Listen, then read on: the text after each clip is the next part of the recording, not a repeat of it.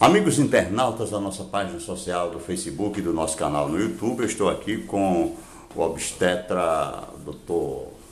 Renaud Macaúbas, ele que há muitos anos atua aqui, mora na cidade de Picuí, já atuou aqui na área de saúde, no hospital regional, atuou também na cidade de Cuité como médico. E hoje a gente vai conversar justamente um assunto que é destaque em todo o território nacional. A gente está no final do ano, estamos aí perto de um novo governo que vai assumir no dia 1º de janeiro de 2019 e já tem uma polêmica no ar com relação ao programa Mais Médicos, que é uma parceria do Brasil com Cuba, do ditador Fidel Castro e do atual presidente Raul Castro. E, doutor Renaud, a gente lhe recebe com todo prazer aqui no nosso canal no YouTube e da nossa página social do Facebook. Bom dia. Bom dia, Geraldo. Bom dia, ouvintes do programa de companheiro e amigo Geraldo Batista. E eu acho que é um privilégio você vir à minha casa, né, para nós discutirmos uma questão candente, que é a questão dos médicos cubanos que atuam aqui no Brasil e que está gerando uma polêmica imensa, né, em todo o território nacional. Doutor Renaud, o senhor já esteve lá em Cuba? O senhor conhece algo com relação à saúde? Qual a avaliação que o senhor faz da saúde de Cuba? Geraldo, eu tive 2 vezes em Cuba, em 1988 e em 92. E quando eu fui em 1988, eu era vereador aqui do município de João Pessoa.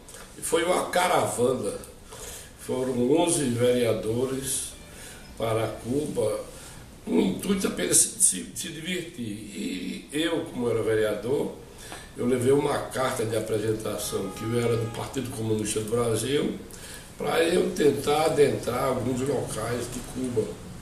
Aí, quando eu cheguei em Cuba, eu evidentemente procurei dirigentes do partido que dirigia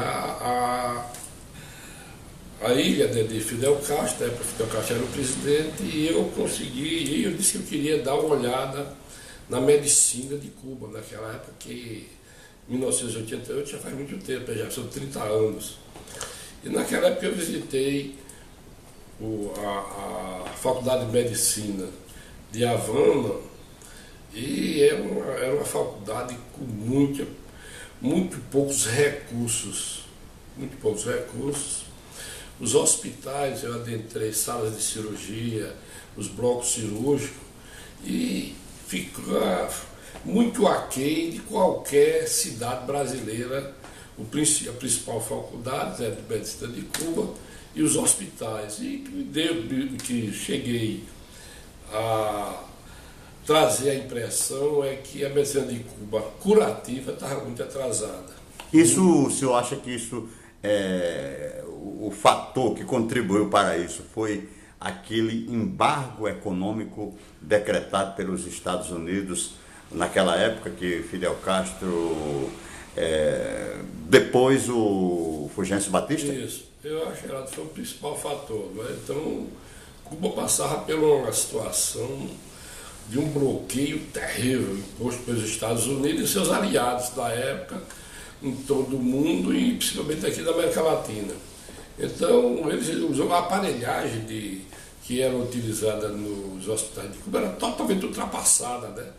Então, isso o povo sofria muito por conta da medicina curativa. Agora, por outro lado, a medicina preventiva de Cuba é muito organizada. Eu acho que é um país padrão. É a primeira do mundo, o senhor classifica Eu assim? acho que não foi a primeira do mundo. Na época, eu achava que ela estava entre as 5 melhores medicina preventiva do mundo, era Cuba, né?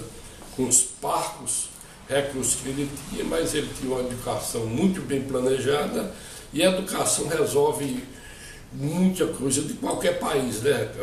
País nenhum cresce, se desenvolve sem ter uma educação de qualidade. E Cuba tem uma educação razoável de qualidade, né? Então, e hoje estamos aqui discutindo a questão dos médicos cubanos aqui no nosso país, e saber como que foi esses acordos, essa pactuação para a implementação dessa modalidade de atenção à saúde da população é o grande questionamento hoje.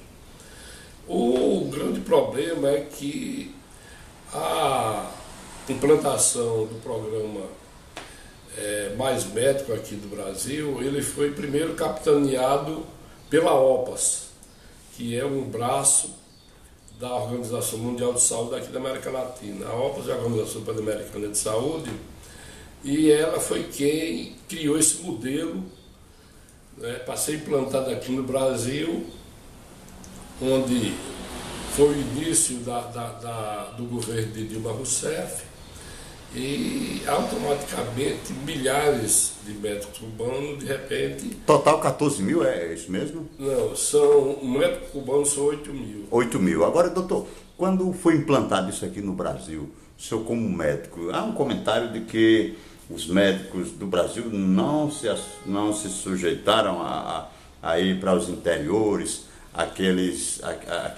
aquelas comunidades mais subdesenvolvidas do nosso país, quer dizer, atrasadas, com dificuldade, questão de residência para os médicos, e isso contribuiu para que a demanda aumentasse e a gente não ter médico, e o governo Dilma Rousseff resolveu importar esses médicos cubanos através dessa parceria. Como é que o senhor vê isso? Eu acho o seguinte, Geraldo, é que as condições ainda dos médicos trabalharem e desempenharem sua atividade da forma como é preconizada dentro de um sistema de saúde, ainda é muito precário, né? Você não tem uma hierarquia de atendimento, né? Você tem os municípios pequenos e tem os municípios médios, e a população médica, ela, na época que foi implantado, existia poucos médicos que se sujeitavam a vir trabalhar nos pequenos municípios, nos rincões mais distantes do nosso país, para desempenhar sua atividade, achando primeiro que o recurso era pequeno e que as condições da infraestrutura montada de saúde no nosso país e nos pequenos municípios eram insuficientes.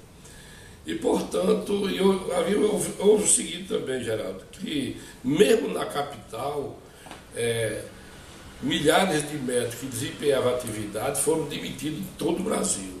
Cerca de 4 mil médicos brasileiros que trabalhavam no Sistema Único de Saúde, trabalhando do PSF, automaticamente eram médicos que já tinham se aposentado. Existe uma lei no Brasil que diz que o médico que tiver 2 empregos, 2 aposentadorias, porque ele não pode ter o terceiro, não pode ingressar. Então eles automaticamente foram alijados. Eu, pelo menos, eu tinha 2, eu trabalhava em João Pessoa, automaticamente caí fora, né? Reno hoje não pode atuar como médico, por exemplo, no PSF? Não, não posso porque eu já tenho 2 aposentadorias. Isso é um absurdo o negócio desse, né? Havendo necessidade de médico, e médicos que já tinham experiência de 35 anos. Mas não é questão de emergência, Reno pode voltar a atuar? Pode, porque tem argumentos, científicos e jurídicos para você, evidentemente, contratar médico para atender a população. Em caso de urgência e emergência, sem sombra de dúvida, essa lei automaticamente fica ao lado e tem que ser beneficiada ao povo.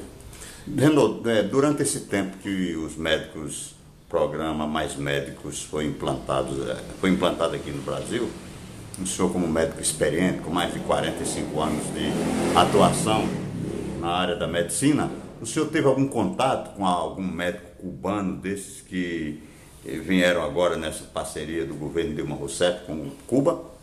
Eu tive com poucos médicos.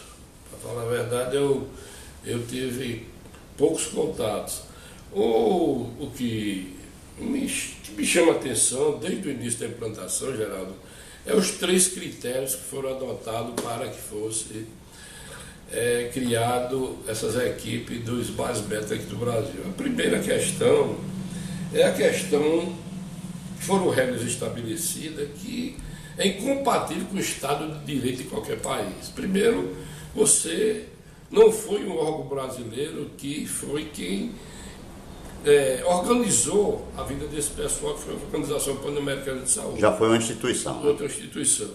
E os critérios que foram adotados foram chamar muita atenção. O primeiro, não existe obrigatoriedade nenhuma de um médico que veio de Cuba comprovar que ele é médico, que ele está capacitado para atender a população do nosso país. Então, médico nenhum até hoje passou pelo crivo de um teste, de um exame promovido pelas entidades médicas de saúde do nosso país. O senhor quer dizer, pelo seu raciocínio aí, eu já captei o seu raciocínio. O senhor deixa claro que não há uma comprovação de que realmente esses profissionais que vieram, porventura, alguns deles seja médico ou não, né? Isso. Não existe comprovação científica disso. Agora, o diploma que eles trazem de lá, como é que o senhor vê? Qualquer médico de qualquer país do mundo que queira vir trabalhar no Brasil tem de passar por esses anos de revalida. Aqui no Brasil? Aqui no Brasil. Tem de passar. Todos, é obrigado. Tem uma lei federal do Conselho Federal de Medicina que é obrigado. Só quem pode validar o conhecimento da prática médica do Brasil é o Conselho Federal de Medicina, com o Conselho Federal de Engenharia. Essa revalidação não seria uma prova, mas sim um teste. É uma prova? Para você ter uma ideia, é o único estado do Brasil que fez a prova do revalida, que o governo do estado do Paraná exigiu que os médicos fizessem a revalida. Os cubanos? Os cubanos. 600 cubanos fizeram. Só 5 passaram. Isso no estado do Paraná? No estado do Paraná, 2014. Só 5 médicos passaram. Mas o governo federal foi em cima, disse que era obrigação do governo fazer receber os médicos que estavam sendo dirigidos pela OPAS e pelo Ministério da Saúde para todo o estado do Paraná. Né? Então, a prova que o estado do Paraná fez através do Conselho Federal não teve nenhum valor jurídico, que é o órgão competente para validar se a pessoa tem competência ou não. O que valeu foi a comprovação da instituição internacional em parceria com Cuba. Isso, exatamente isso. O segundo, Geraldo, é outra excrescência, porque eu acho o pagamento dos profissionais. Eles receberem... O salário hoje, R$9.000, é isso? Não, é 11.520. 11.520. Esse é o salário oficial que é... De um médico cubano. Cubano. Ele é com relação ao salário do médico brasileiro, ele é superior ou inferior? Ele é superior. Eu tenho 2 aposentadorias, as 2 não dá R$11.000 que eu tenho, né? Uma estadual e uma federal. É um salário razoável. Não é? 11.520. Agora, só que ele só pode trabalhar nesse local, que eu acho que é correto. Ele não pode dar outro plantão? Não pode. Não pode fugir do roteiro? Se ele tiver fugido do roteiro, então ele está cometendo um crime, né? Que ele não pode. Outra questão, Geraldo, é que a OPAS, para realizar essa aplicação e introduzir esse processo do base-médico leva 5% também. Então o médico cubano, ele só recebe 25% do que ele ganha. Eu acho que ninguém sabe que ainda tem 5% da OPAS. Quer dizer que os 70% vão para o seu país de origem, Cuba. É automaticamente. Agora, esse dinheiro ele vai para o governo ou para os familiares do médico? Para o governo. É do governo, pertence ao governo cubano. Não vai para a família nenhuma, é para o governo cubano. E os 5% vai para mais 5% para a OPAS. Né? Essa é outra questão complicada. Né? Como é que o médico aqui, vivendo aqui no Brasil, né, para pagar água, luz, que às vezes alugam casas, tem município que ainda aluga casa, né? Mas eles têm de comprar roupa, têm de comprar vestimento, livro para se atualizar, que a medicina daqui é totalmente diferente, a realidade daqui é totalmente diferente, as doenças daqui são diferentes da de Cuba, são muito mais graves, a periferia daqui é atingida em virtude da medicina preventiva que tem lá em Cuba e aqui. Então o tratamento da medicina lá da periferia de Cuba é fácil de tratar, né? Porque são doenças que o povo tem que já são arraigadas em pouca quantidade, né? Porque a prevenção funciona. E aqui não, aqui você sabe que prevalece praticamente epidemias, né? Aqui como rotina, dengue, chikungunya, todo ano tem pequena quantidade, de repente é epidemia, né? Então é uma rotina, tem as doenças prevalentes graves, no Brasil ainda. Fato que não existe ainda prevenção boa aqui na medicina do Brasil, né?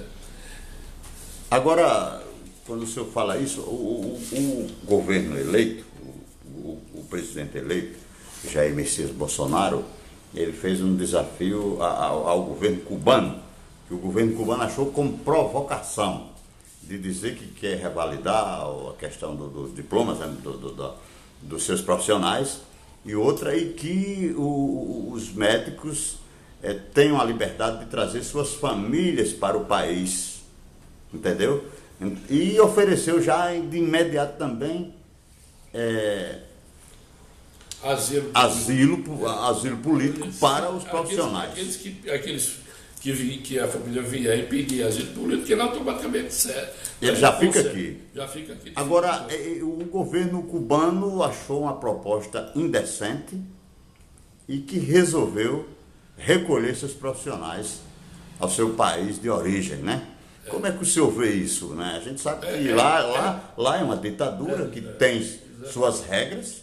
Aqui é um país laico, democrático. Isso. E o senhor acha que o governo brasileiro, o presidente eleito, ao fazer de imediato, antes de tomar posse, dizer isso, o senhor não acha que prejudicou os atendimentos no Brasil inteiro com os mais médicos, que ficarão milhares de famílias sem atendimento? Ou isso vai haver uns contratos de emergência com os profissionais brasileiros para substituí-los?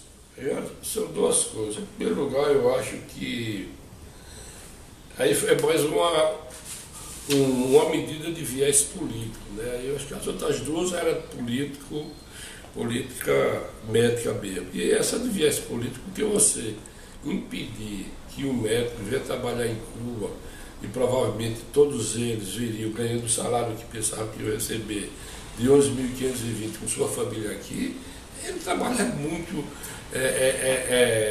benéfico para o desempenho dele, saber que está sua esposa com seu filho ali no dia a dia acompanhando o trabalho dele e ela participando, e poderia até ela arranjar também um outro emprego aqui no nosso país, né? A esposa dele, os seus familiares. Eu acho que isso provavelmente, como você diz, funciona uma ditadura ainda, né? Não tem eleições diretas, não é um colegiado quem elege os seus presidentes. Agora, eu acho que hoje está havendo em 5 estados brasileiros o revalida de 800 médicos que terminaram o curso de medicina fora do nosso país. E eles já estão fazendo a segunda etapa. Isso, médicos brasileiros. 800 médicos, não. Tem alguns brasileiros que formaram fora. De outros países. De outros países, formaram na Bolívia, no Chile, no Paraguai, inclusive na Venezuela, e que estão agora de volta ao Brasil e estão fazendo a prova do Revalida. Esse daí, assim que terminar a prova, que a INEP, a instituição de ensino brasileira que está fazendo essa prova, quando eles passarem, eles já têm um aval dessa instituição e eles poderão trabalhar, evidentemente, em qualquer município brasileiro. São 800 metros que está aí, com uns dias. A prova é hoje, o resultado deve sair em 72 horas e já estarão aptos, né, se eles passarem na prova, para ingressar no mercado de trabalho. Então só aí já tem 800 mãos de médicos prontos para cair no mercado de trabalho da área médica, né? Então eu acho que se você for em qualquer outro país sério do mundo, se você é formado aqui, quer morar e quer trabalhar na área médica em qualquer país sério, você tem que fazer uma prova. E é uma prova de especialidade, né? As provas de especialidade hoje no Brasil, só quem pode fazer é o Conselho Federal. Ninguém mais pode fazer, você não entra. Esses médicos hoje que trabalham são médicos, agora não são especialistas em nada. As provas de especialidade que eles devem fazer tem que ser revalidada aí novamente pelo Conselho Federal. Como eu fiz a prova de especialidade de ginecologia e obstetrícia, tive que fazer a prova do Conselho Federal de Medicina e todos os médicos hoje fazem a prova nas suas especialidades. Aí tem a Associação Brasileira de Cardiologia, de Ginecologia, não é, de Clínica Médica, de Pediatria. Então, hoje, não é, o processo é muito mais aberto, mais democrático, que você automaticamente escolhe a profissão que você quer fazer, a especialidade dentro da sua profissão, para desempenhar suas atividades. O senhor disse uma coisa interessante aí que nos chamou a atenção, com relação ao senhor, um grande profissional, um dos melhores do estado da Paraíba, em termos de obstetra, e a gente gostaria de saber, quer dizer, é uma injustiça o senhor não poder atuar num programa, no PSF, um profissional do quilate do senhor ficar de fora, em virtude de uma lei que diz que quem tem dois aposentos, duas aposentadorias, não pode atuar. Isso prejudica diretamente a população, né, doutor? Então você prejudicou e você, rapaz, coloca o médico numa situação de inferioridade, como se ele fosse quase um cidadão capaz, né, Geraldo? Você sabe que o médico com 35 anos de formado, normalmente ele se forma, a maioria forma com menos de 25 anos, e se aposenta com 60 anos. O homem com 60 anos está na sua plenitude, não é, de raciocínio, não é, você tem conhecimento, experiência, e essa experiência todo dia é jogada do ralo. Quer dizer que o profissional aposentado, no caso do senhor, ele só pode... Só na rede privada. Só na rede privada? Só na rede privada. Como prestador de serviço? Eu estou como prestador de serviço na rede privada. Você, ou empregado, oficialmente estamos naquelas clínicas populares de saúde, que a maioria hoje trabalha nessas clínicas nos grandes centros, Campina Grande, de Patos, Souza, Cajazeiras, não é, que tem clínicas populares, e o médico é onde se junta 20, 30 médicos que vão atender com consultas populares. Hoje é o que eles ganham a vida praticamente nesses locais, então nos hospitais privados. Só que hoje, para você ingressar no hospital privado, hoje você tem que ser especialista. E o cara ser hoje um especialista tem que ter uma gama de conhecimento muito grande. Não é? O cardiologista, é o hepatologista, é o pneumologista hoje. Não é? E normalmente os médicos que se aposentaram 10 anos para trás, normalmente eram generalistas, né? Fazia tudo, né? Atendia num horário, atendia em clínica geral, no outro ele era um obstetra. Então, e quando você vai para o interior, você é um médico apto a fazer tudo que você imaginar. Eu só era obstetra do hospital, mas atendia a clínica, atendia a cirurgia, eu fazia isso todinho, né, pai? Até a ortopedia e traumatologia, quando chegava, como não tinha médico de plantão ortopedista, eu automaticamente, às vezes, eu fazia também de um traumatologista na hora. Então, o problema no Brasil é que acha que o cara que é aposentado é um milionário. O salário está aí. Eu disse a você que eu tenho duas aposentadorias que somadas as duas não dá 11 mil reais. Então, para isso a gente vê, são injustiças que são cometidas com os profissionais da área da medicina. As políticas públicas do Brasil é uma vergonha, né? Tem que se fazer uma referência a isso. O Brasil não é um país moderno ainda, né? São leis que existem que não são cumpridas, não é? São problemas sérios, principalmente a área de saúde do Brasil é um dos países que gasta menos de saúde do mundo. É o Brasil tendo uma população de 218 milhões de habitantes, né? Para você ter uma ideia, o Brasil, por habitante, gasta R$ 1.300 por cada... Com R$ 1.300 você consegue tratar que doença você consegue tratar? Se você for para uma UTI, em média, você gasta R$2.000 por dia. 2, 3, dependendo da patologia. E você, o que o SUS gasta com todos os tipos de programa de saúde, curativa e preventiva, gasta R$1.300 por mês. Não dá para fazer acompanhamento de mamografia, problema de câncer. Não, a medicina preventiva do Brasil não existe porque só existe R$1.300 por mês para você gastar de saúde com tudo que você faz no Brasil. É loucura total. Doutor Renaud, a gente agradece a sua participação aqui no nosso canal no YouTube, da nossa página social do Facebook, e dizer para os amigos internautas que essa entrevista vai continuar na segunda parte, onde o profissional Renaud Macaúbas, obstetra, ele irá falar com a gente, falar para os amigos internautas. Vamos falar um pouquinho sobre o governo eleito que assumirá em 2019. Doutor Renaud, foi um prazer recebê-lo na nossa página e a gente volta no próximo programa falando agora sobre o presidente eleito.